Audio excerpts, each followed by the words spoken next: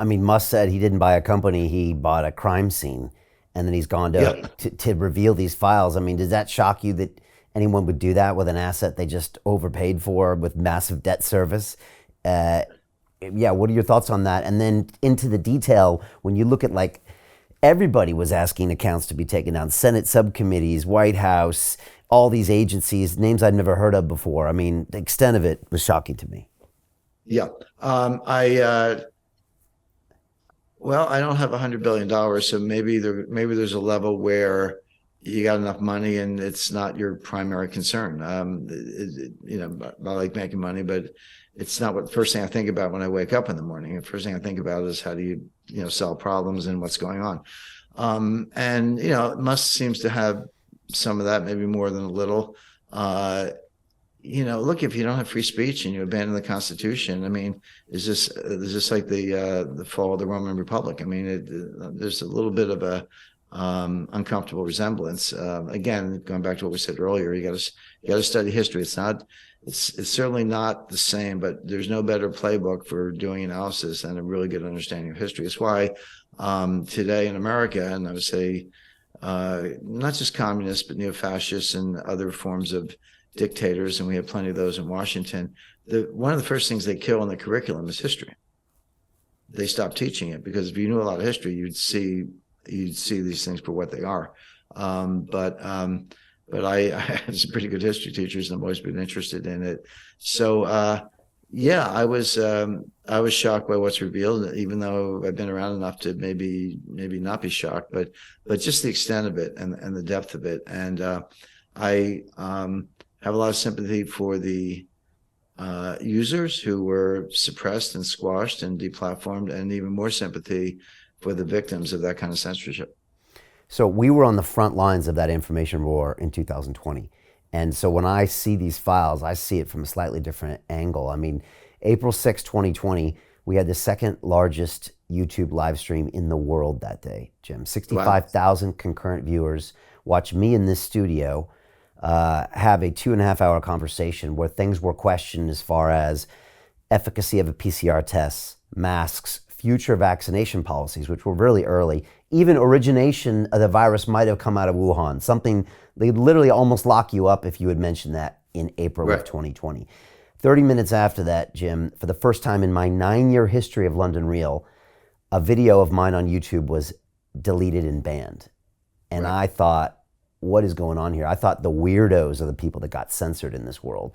And then after that, I was subsequently banned, shadow banned from the following platforms: LinkedIn, Facebook, Instagram, Dropbox, PayPal, right? With Yep. six figures of balances on PayPal. Dropbox, where I didn't think they were watching my videos. I mean, that's Right. technically my information. And again, I'm not a conspiracy theorist. I leave that to the guests on my show that come on because I think they have the right for free speech and we should all listen to what they have to say. But when I saw those Twitter files for the first time, Jim, I thought, okay, if there was a coordinated effort, it would have to come from a single source. And why not come from someone who's trying to say, please, can we stop people talking about X? So I saw Right. it in a slightly different way to where I was like, oh, okay, now I could see maybe how that coordination could happen. Yeah, and I like the way you put it, Brian. You said with this guest, this particular show, you were questioning things. You weren't being categorical about this. You say, well, maybe it did come from Wuhan. And that's what you're supposed to do. My book, the New Great Depression, came out in January 2021. Interestingly, the publication date was delayed because of the supply chain, which was my next book.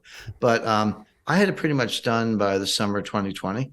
And what strikes me was the evidence was there then. Now, 2 years later, you're watching whatever Tucker Carlson or Alex Berenson or others. I'm sure there are many in the UK, and they're saying, do you know that the masks don't work and the lockdowns don't work, and this thing looks like it came from Wuhan? I was like, yeah, I do, and I said that in 2020. But the point is, the evidence was there. It wasn't guesswork. I'll give you a real quick example.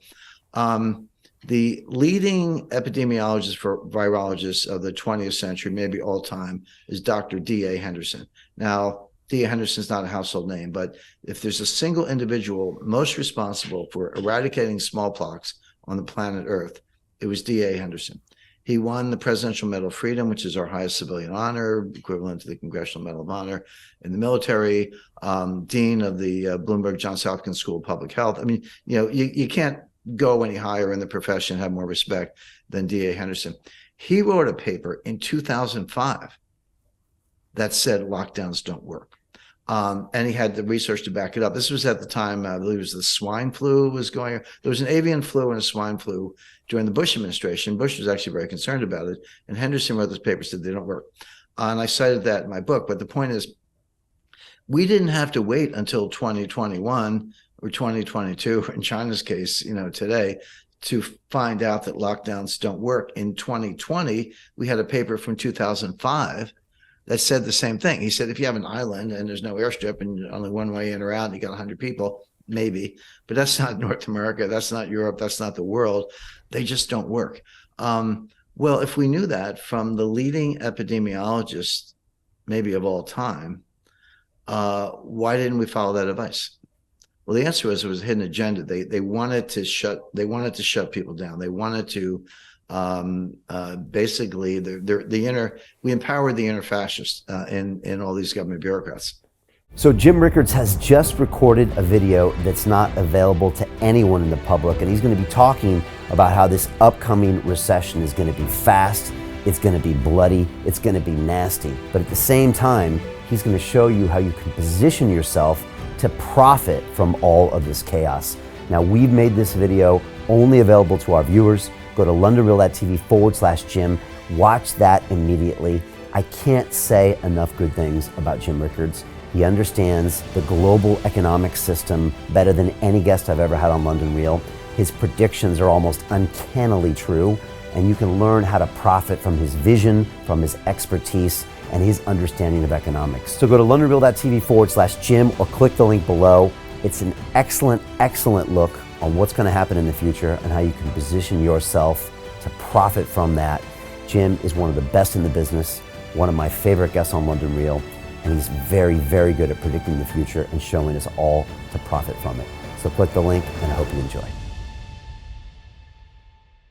Hey, it's Brian Rose, founder of the DeFi Academy. I've told you my 4-week crypto bootcamp is amazing, but don't take my word for it. This is what my students are saying. The DeFi Academy was an amazing experience for me. It took me totally out of my comfort zone. In this course, I was challenged, I was held accountable, and pushed to do things that honestly weren't always easy. It's been phenomenal, and I can't believe we're already up on our 4 weeks. It has flown by. Going through this DeFi accelerator by far was one of the best courses I've taken. You do this course, you really get into the nitty-gritty of the activities that will make you comfortable with decentralized finance.